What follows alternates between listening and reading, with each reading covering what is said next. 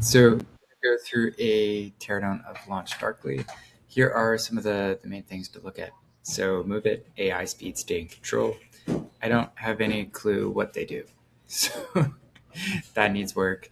The runtime control platform for releases, AI behavior, customer experience in real time, no redeploys required. Okay. Um, they're leading with demo requests, so this tells me their trial is not working, or it's so expensive that they need to talk to people to explain this. Where features and AI controls start. Okay, I do like this. It's fun. Safely get features and agents to the right users. Okay, observe. See what's happening in real time.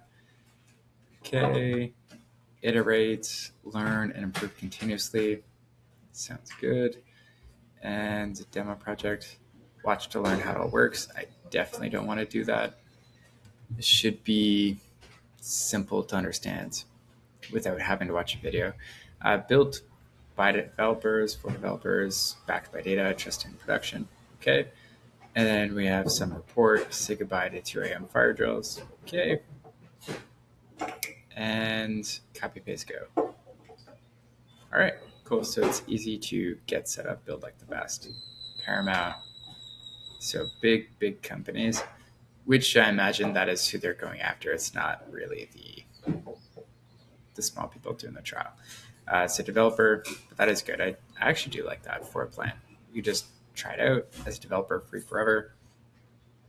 That feels good. Foundation, enterprise, custom. Per service connection is their value metric. Okay, fantastic. So it's actually seems pretty good. Like you balance the free version, you have something that's easy to get started, and then you can still have enterprise where you play around. I don't love adding a fourth plan, but I imagine this is just trying to expand their enterprise contracts.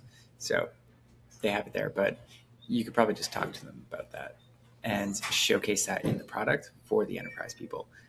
That's just an option. All right, so if I go back to the homepage, I gotta or actually get started for free. Let's go through that experience and see what it's like. Start with 14 days of full access, then continue on free developer. So it's a reverse trial. I actually like this. Not many people do this with reverse trials, but it's well done. Bravo. I love this. And you give the options to sign up if it's GitHub or Google, which is very relevant for developers that might prefer GitHub. Take control of every feature, get connected fast, ship as a team, build confidence, just by 5,500 teams. That's awesome. So if I go through here, sign up, it is straightforward. And now we can go through sign up and yeah. Okay, so we got a little confirmation step here. So we go to my email. I then have to go through this part. Find it real quick. Okay, there it is. Verify email. Launch Darkly. Okay, so role. It's actually none of those. I will use Launch Darkly. Just personal. Okay, nothing changes. Where do you want to set up first? Let's do experiment. So let's see if it actually takes me to the experiment part of the product. Okay. Projects, default. Okay, so connect your app, install an SDK of your choice to your application. And so we got that, automated cursor. That's awesome. So we could just make that faster. And then I could just initialize this, and then you have all the most popular SDKs here. So I'm not going to get too much into it for that part on that end, but if I go back here to the dashboard, I can release code safely in production. That's awesome. Create flag, and I can. Okay, that's still for the onboarding. It's good, easy to access, and I think to just recap, there's definitely a lot of opportunity on the homepage to just lean into, okay, getting people to understand what the heck you do a lot faster right now it did take a little bit of time to figure that out. And I would have to watch videos to actually understand what that looks like. And the flow just feels weird. It's like, okay, so problem statement usually kind of makes sense below here to kind of relate to the pain point. I think what was well done actually for balancing free and sales led is the developer plan. Feels tight, feels easy. It's also prosumer in a way where it's like super affordable to get started. And then you have your enterprise plans, which it feels enterprisey. So I'm like, okay, I imagine most people still have to reach out to get access to LaunchDarkly.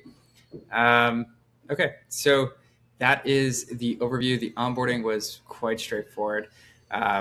Only thing to potentially improve is for first-time users, maybe don't have them verify their email, but the next time they want to log in, go ahead and get them to verify that email. We found that that could boost your self-serve revenue by like 20% by just doing that alone. And the rest of the product, obviously, we would have to go through and see what that looks like. One other thing that I think was good is you did ask me, okay, what are you looking to like get started with first? Like, is it experimentation? Is it something else, or feature flags?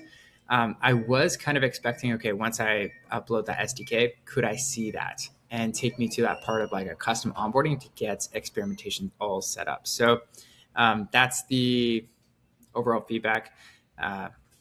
Looks like an interesting product and excited to kind of go through and see how they can improve the rest of their PLG motion. So if you found this helpful, let me know, and cheers.